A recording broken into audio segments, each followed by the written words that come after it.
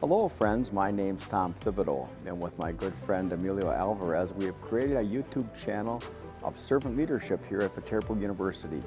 We hope to inspire and inform, to engage and encourage you in your life as servants and leaders and members of our community.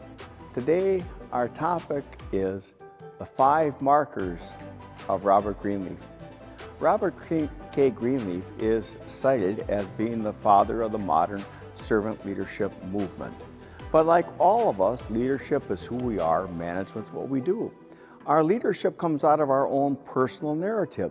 The experiences that we've had growing up and developing personally and professionally shape the people that we become. In that way, we are always growing and developing. Greenleaf said that it's a journey into servant leadership. We never quite get there. We're always on the way. But we have markers along the way that point us in the direction we need to go. When Robert Greenleaf was a young boy, his father George was a pipe fitter in Terre Haute, Indiana.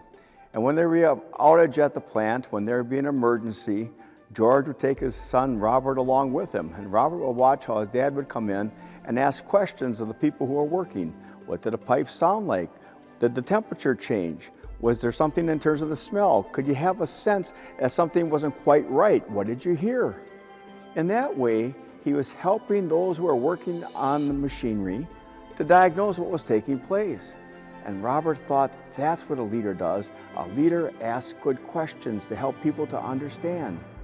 He also watched how his father was able to organize the neighborhood one time when a flood was coming through Terre Haute, Indiana, and got the neighbors to get all of their possessions, the things they valued most, up onto higher ground so they would save it. And he was amazed that here his father was able to organize the neighborhood. Could not institutions organize their communities for a greater good? His life was shaped always by his father, George. Practical in his understanding and his applications. When Robert went off to school, in the second semester of his senior year, he had a what he called unremarkable professor in sociology who said, "Gentlemen, it would serve you and the nation well if you would take up residence in a large institution and make sure that it served the common good." At that time, we were moving from small towns to cities, from smaller businesses to bigger corporations. And Robert, in his second year of his senior year, as he was preparing to become an engineer, decided that he would take up residence in a large institution. He was offered a job at his roommate's father's business, which was a small business in Chicago, but he said, "I'd really like to work for a large corporation." His friend's father said, "I have a friend who works out in the field in Ohio for the AT&T Corporation, the largest corporation in the world." And so he got Robert a job as a linesman. Here he was digging posts for telephone poles, AT&T, American Telephone and Telegraph.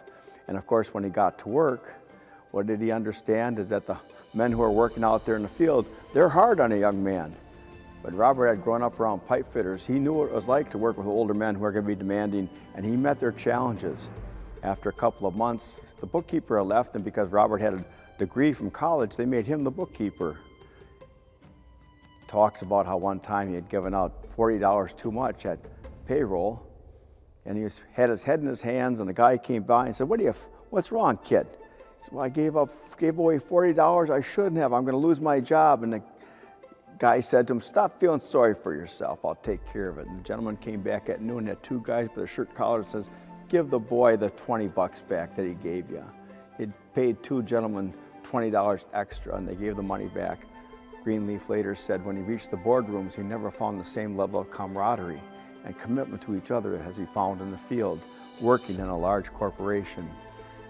As he's working in leadership, he comes across a book by E.B. White. This was the 3rd movement in his life in which he discovered the power of language and the elements of style and realized that a leader has the powerful tool of persuasion.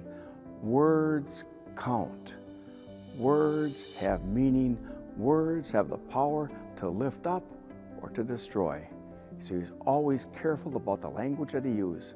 At age 40, he listens to Elmer Davis, and Elmer Davis was a radio commentator who said this: "It's up to people in their 60s to save the world." In your 60s, when you're about ready to retire, you have time, energy, resources.